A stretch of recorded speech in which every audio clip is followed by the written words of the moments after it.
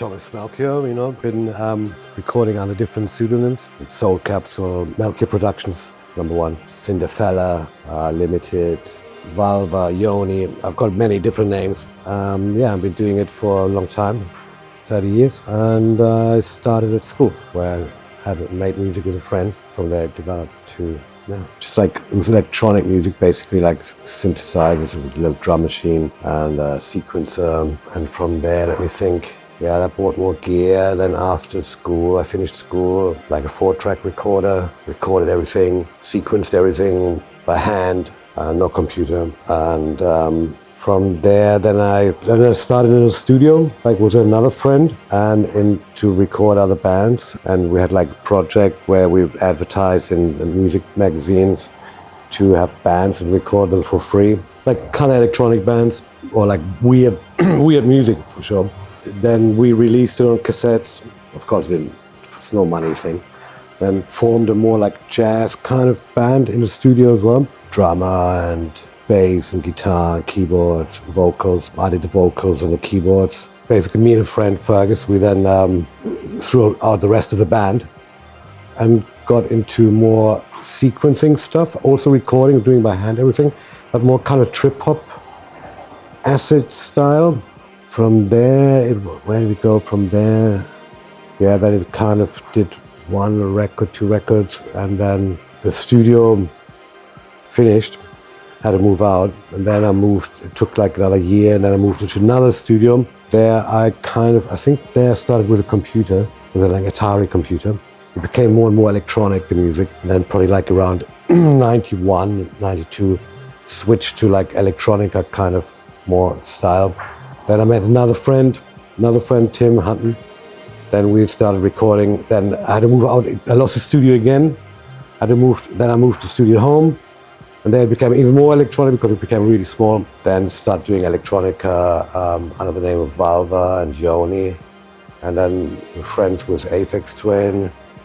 And this kind of whole scene around, like Black Dog, Mixmaster Morris and B12. And basically everybody who's like somebody in electronica or early techno, like English techno, whatever you call it.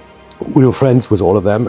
We got to know each other over time. And then I started working with Baby Ford more and more and became more dance floor oriented music, 4 to the floor, kick drums, and quite specifically designed for the dance floor. Then we did like the Soul Capsule thing. This was like around maybe 98 or something. Berlin became like sort of capital of minimal music, and it thrived really with Zip and Perlon, of course. And then this connection of moving to Berlin, I started becoming more solo and started not working with other people anymore like as before, and started working more by myself. And that's when the Melchior production thing came more into it. I started that in London, but like when I came here, it became like a thing. And I started also like I didn't DJ before that, and started slowly getting into DJing as well. Slowly, I say. It took like a while before I really got into it. And then after a while, we got a studio here.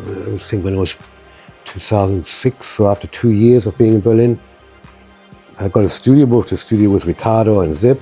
We had our own studios, of course, in the same little building on the Panorama Bar, Berghain.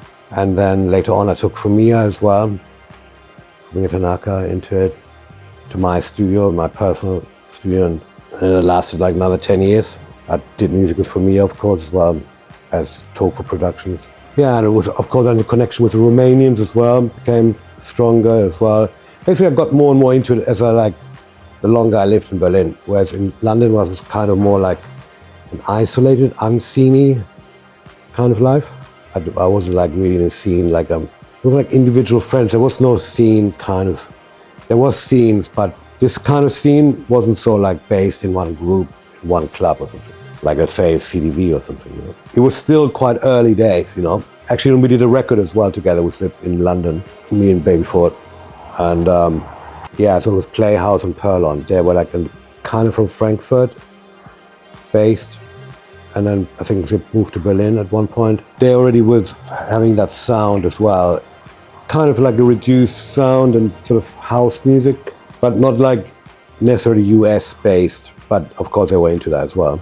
Everybody was, you know. Also like the Romanian scene, you know, I think came from that kind of group. So the Perlon thing, I'm not 100% sure about, you know, but Baby Ford was already quite a person that did this sound like of super reduced, you know, and that was kind of the thing then that sort of became like Herbert as well, did this sound and moved to swing.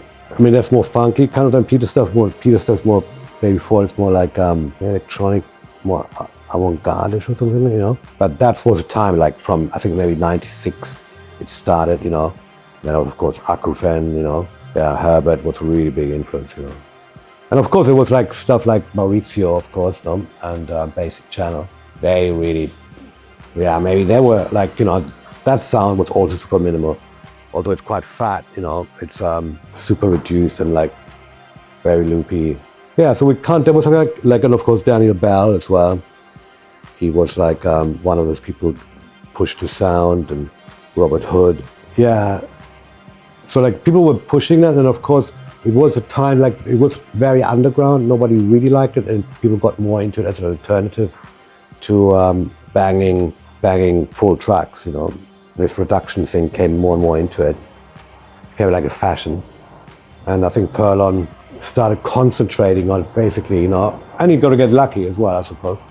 And that's why they're so influential, I think, you know. Although like nobody actually, Zip doesn't like this identity thing, you know, like the cliche, you know, that everybody thinks, oh, it's a, you know, certain sound, you know, Zip doesn't like it. And of course, I don't like it. Nobody really likes it to be, you know, said, oh, you're like this, you're a minimal artist, and you're like this, and you're like a Perlon artist. And it becomes like a tag, and you're suddenly tagged, and you kind of were like, well, I don't really want to be tagged, you know. Of course, it was a time as well, that way it was like really new, this kind of approach that people would celebrate such like, you know, what people now think is like, well, minimal, like really boring, you know. And you go like, wow, what, you know, if you play this music, like minimal especially, like, you know, to some people, you know, you go like, where's the rest of the track, you know? Like, I mean, even more than it used to be. It feels like half-finished tracks or something. But of course, they're kind of well produced, and they have this, yeah, good grooves or something, you know, hypnotic elements to it. It works, no?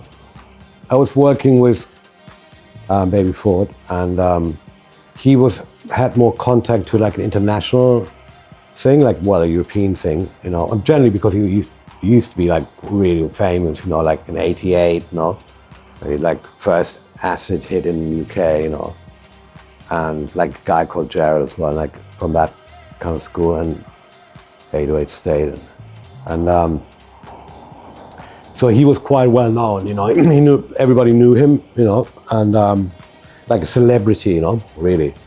And so he knew quite a lot of people, and he started DJing as well, and he kind of went to Europe quite a lot, and he met a lot of people. And I think he met Zip on one of his Berlin trips, and Zip came over to London, and then Peter said, hey, there's this guy coming over, you know, I think you should meet this guy, you know.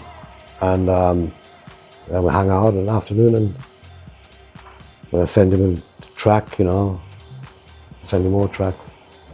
I was kind of a bit shy in the beginning, you know, because I was releasing a lot of stuff with Playhouse, which was like, at the time, kind of a direct competition to Perlon. You know, it was kind of the big brother or something.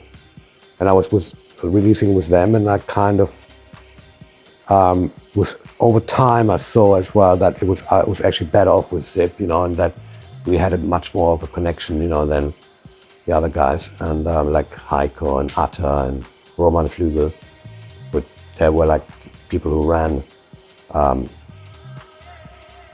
Playhouse and Clang Records, you know, and that's like a little empire, you know, and Atta did that, Robert Johnson started that as well. They're kind of people, friends of Sven Feth, like hardcore Frankfurt, see, you know.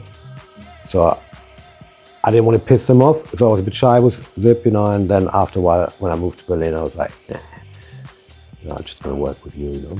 And I basically also, like, most of the records are only released with Perlon, you know. And also non-digital, only vinyl, you know. So quite a lot of, like, my music's basically, all the Perlon stuff is for everybody like that. It's not available digitally, you know. And But because I released a lot of stuff with Perlon, my music was really less digitally available than any other music, you know. I mean, there was a CD, but then after a while, even that dropped as well. Now it's only analog. Of course, it became really hip, you know, as well, because Perlon started, you know, started the party, get Perlonized, you know, and they started doing it with the old Berghain Ostgut, it was called, I think, before. And it was like before the Berghain. It was somewhere else. It was like a gay club, and Zip had a party in that club. They had like, it was called Panorama Bar as well in there.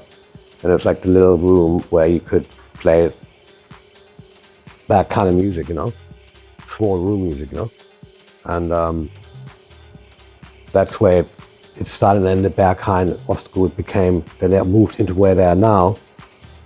And then they had a night there every month, you know, as well. And then the Berghain became really famous.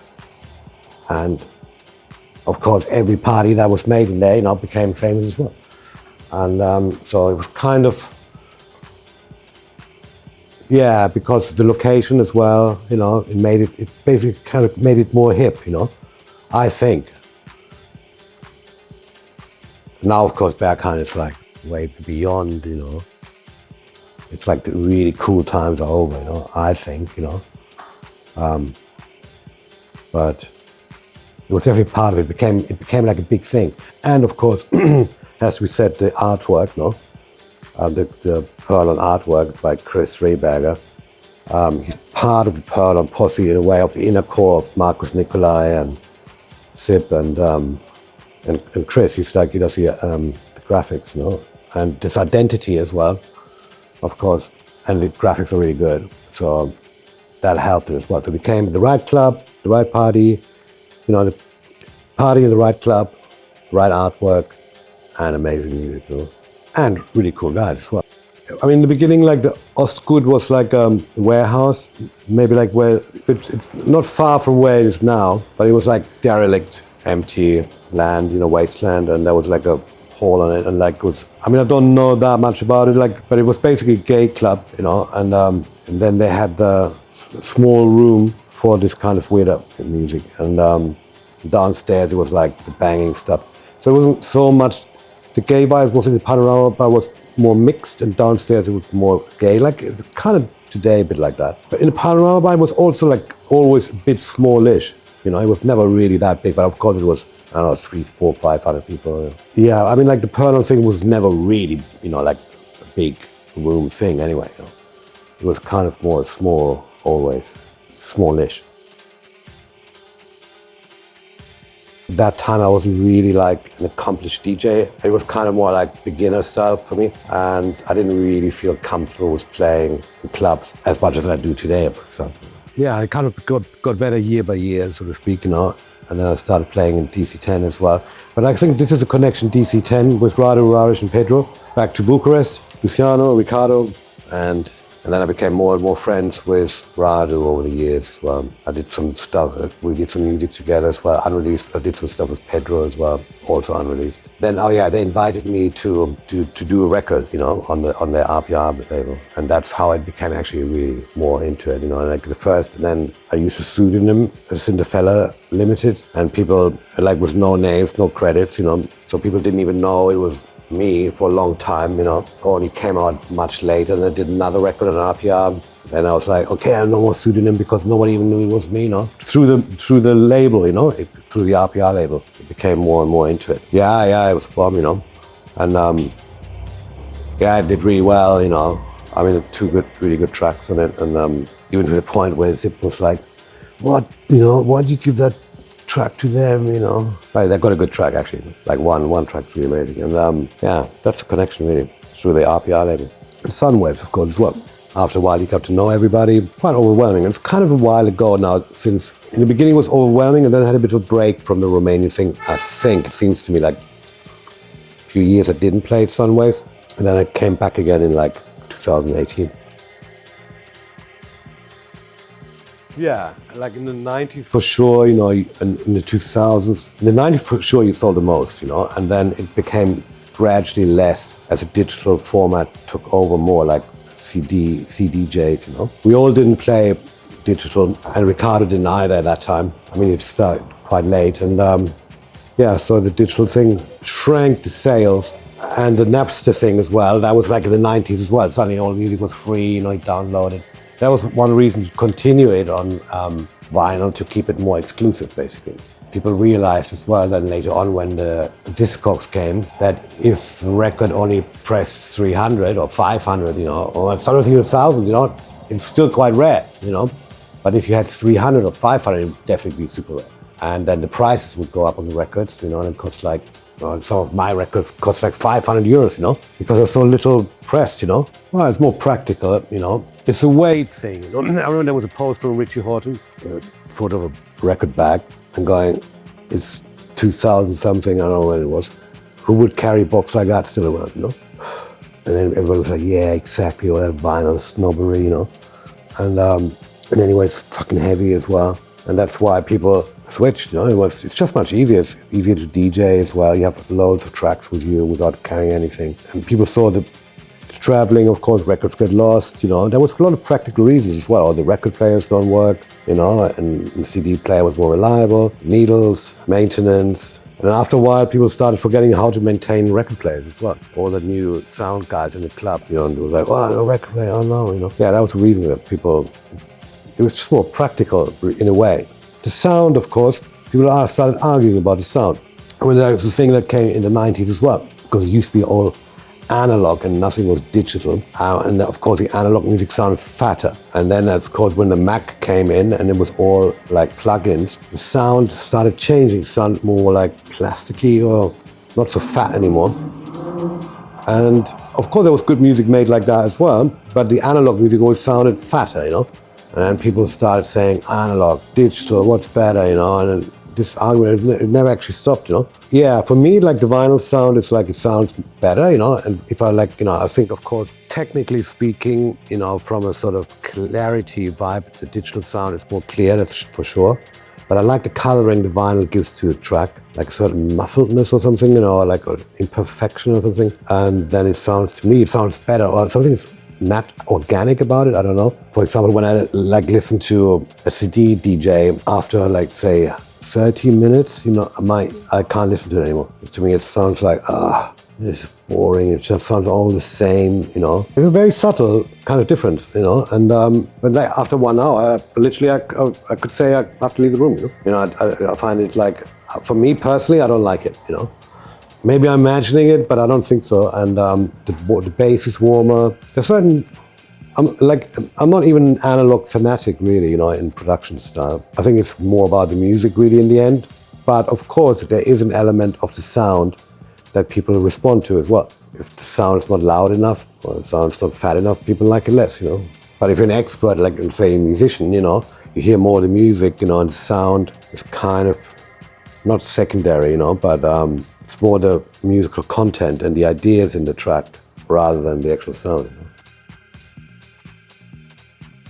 Well, I mean, we didn't have a studio together in the sense like we're all in the same studio, you know. There was like a little side building next to the Berghain, and we got a side building. There was like 3 rooms in it. Ricardo got one, Zip got one, and I got one. I mean, I can only speak for myself. Like, I mean, Ricardo, of course, is like, he has a lot of equipment, and Zip as well. I kind of reduced my equipment, and I found a way of working.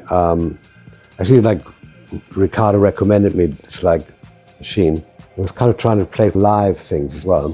It was like a Korg Electribe. And then I also like, I used to work on an Atari computer, but then I switched to a Mac. And of course, from there it changed, because before it was more like like an Atari. It's like there's only a sequencer in it, and that's it, with a screen. And you see the screen with the tracks you record on, you know, via MIDI. So you connect the Atari via MIDI to the keyboard, and you play into it, and that was it. You know, it's kind of like a recorder. Yeah, so it was just a sequencer. That's all it did. There was no effects, you know, and like reverbs and delays and compression and onboard synthesizer. You needed to have the synthesizers and the drum machines to basically the computer would trigger all that, But of course, so to get all that equipment together, you also need to be rich, And once you only need a laptop, anybody could do it, if you had the talent to do it, and maybe like a little keyboard, bang it in there.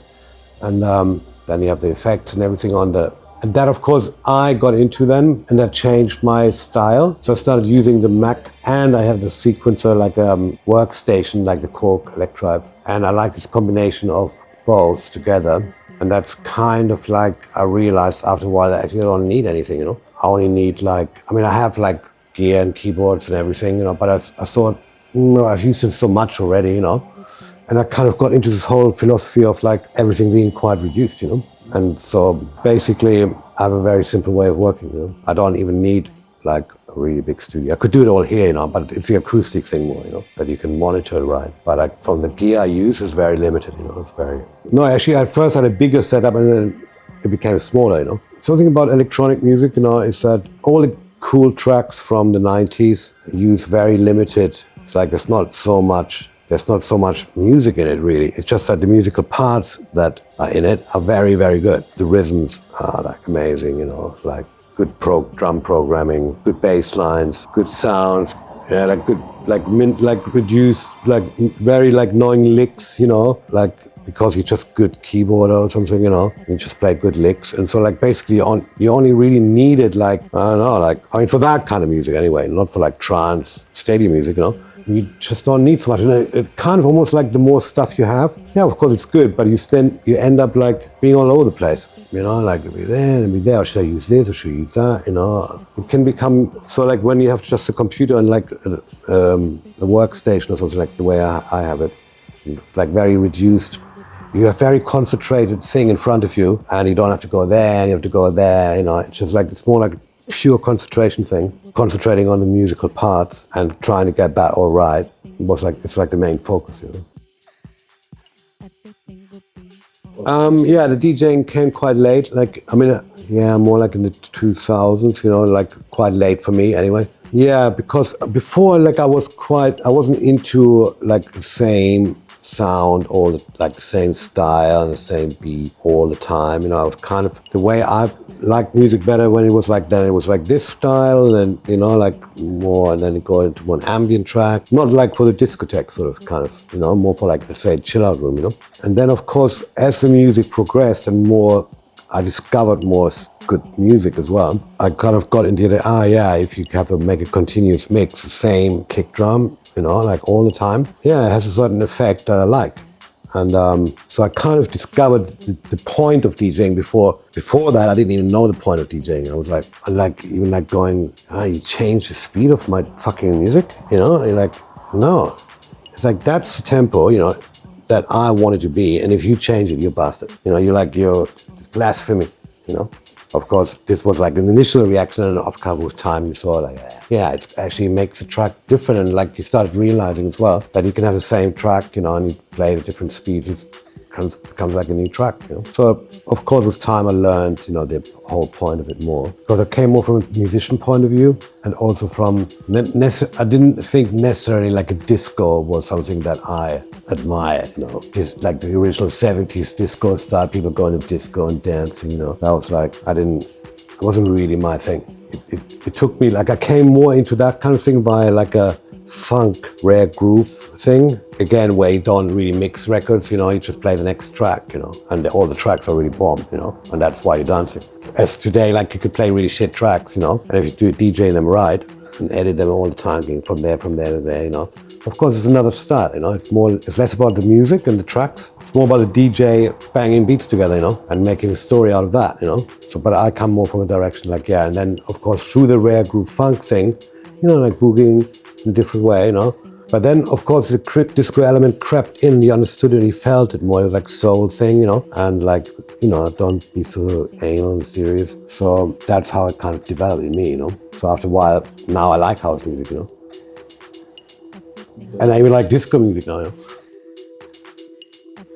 Yeah, somebody asked me, I think actually I went to Chile, it was Felipe actually, I think. And I took that Cork Electribe. I was DJing, I took my records, and I took that machine, And then I said, come on, do a live set on, I was like, well, what with, And it was like, what, take the machine, And I did like a live set just on that Electribe, and everybody really loved it. And I was like, oh, actually it was quite easy, I started developing it from them, the laptop later on, and that's why basically the difference when I DJ, it's like play other people's music, really, which I like, I like other people's music as well. I don't like only my own music, although I think maybe, there's so much good music, that it's nice to also like hear it loud and that you put it together with other tracks. But it's mainly other people's music, and live is of course only my own music, and it's a different vibe.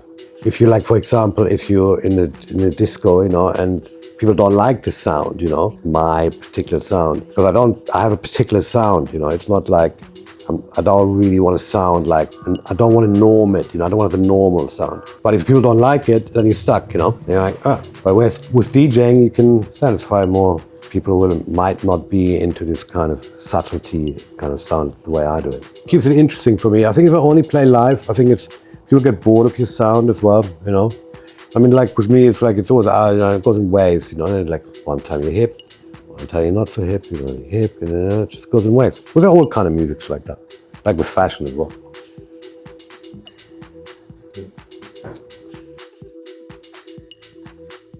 Well, it's difficult, I like playing the most in small places, more like intimate. And when it's big, I don't quite understand it anymore. Like, I don't understand the point of the party. I don't understand how a party can be party with 1,000 people or more, So I kind of like max 600. I think it's quite big already. So like the smaller it is, the more I like it and the more comfortable I feel as well. Of course, when you're like, I'm not like a performer type. I'm more like kind of more an artistic person, really, and I see more the art in things rather than the show, although the show can be art as well, I'm kind of more into the content, really. So I'm not a natural performer. So every gig is kind of I'm a little bit serious and shy, so I kind of like when people are like that as well. Like careful vibes, not like banging. Of course I like that as well sometimes, but big parties, that were amazing. I don't know, Probably I was really nervous, and I didn't even check it. So I like more small parties, which there's like a CDV or something like that. That's what I really like. You can play what you want. There's no pressure as well, and you can like totally relax with groove.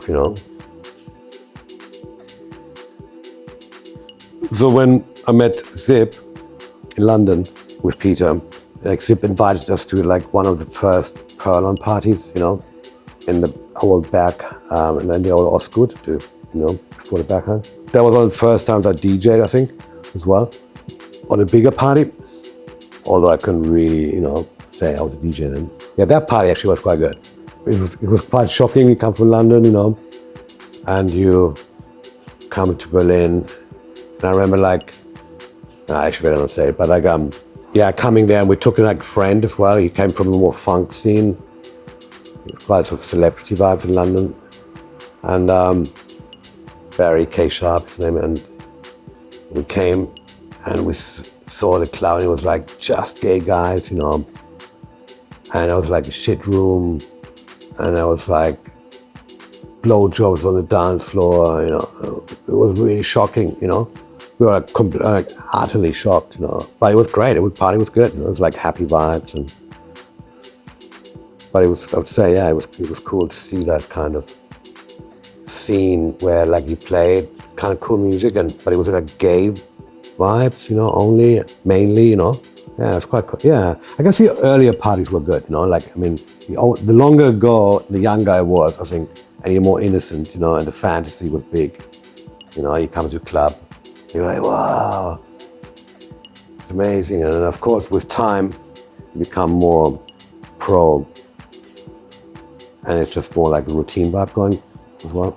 That place was Osgood in CDV. I don't know, it's like when I moved here. When I moved here, it was already established there. I think I moved here in 2004. It started in 2004.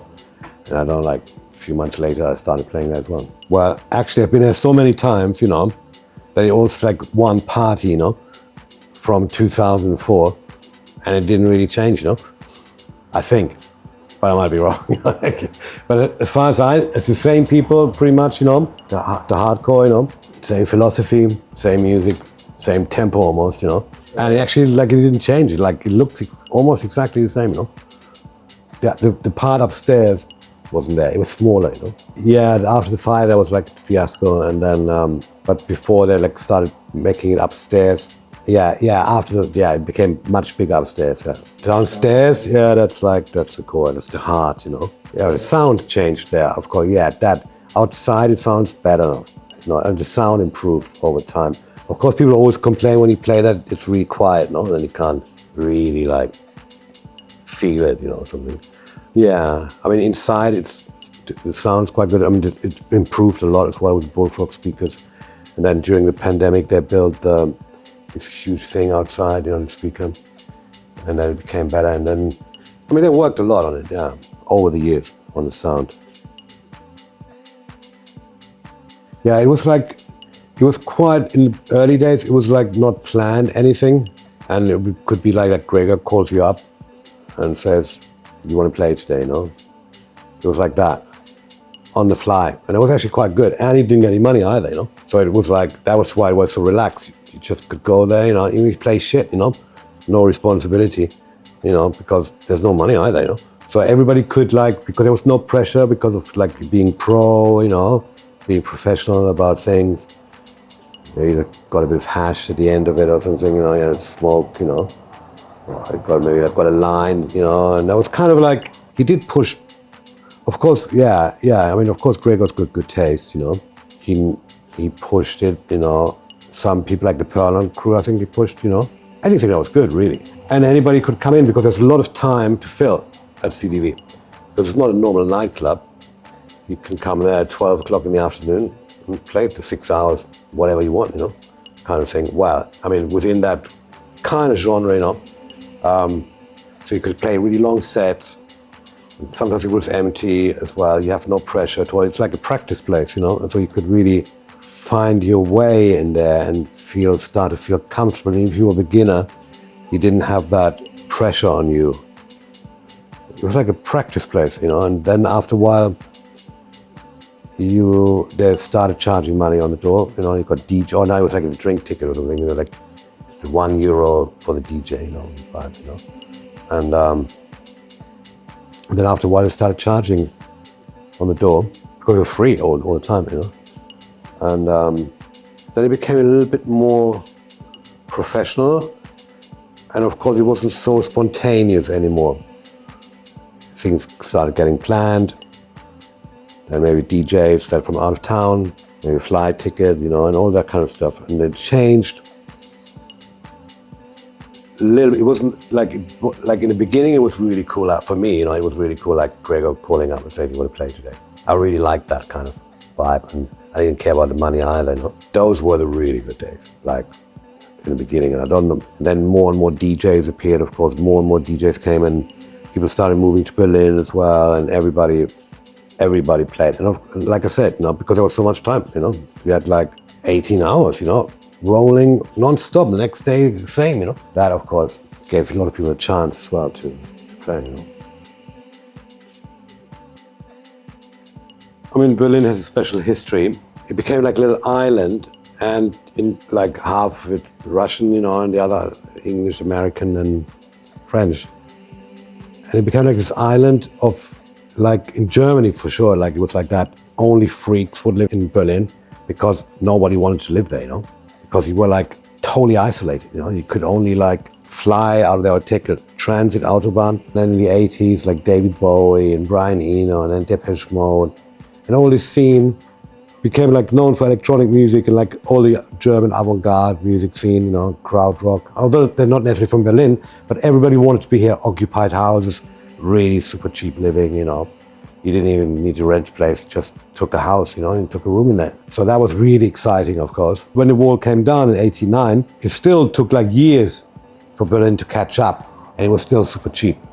And that was kind of the main reasons, like you could be a freak here, and it was cheap.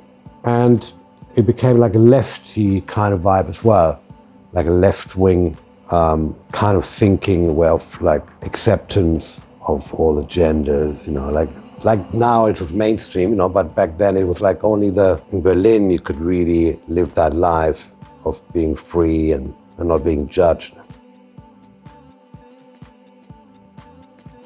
I don't know, like, I mean, I think you have to concentrate on quality and less on the main thing about this music, or like it used to be the main thing. This music didn't used to be driven necessarily like by DJs. It was, of course, always a connection, you know, but there was people who actually bothered to go to the studio and make tracks and like really give a shit, you know. Now it seems to have shifted more towards a DJ thing because, yeah, you know, you make more money and you play other people's music. And it's more like a show vibe. It's more superficial. And I think if people get into electronic music from just thinking about the DJ thing, and of course they want to produce as well, then I'd say, like, you know, concentrate on one of the first. You know, I think it's better to be, like, first of all, to be a musician and an artist.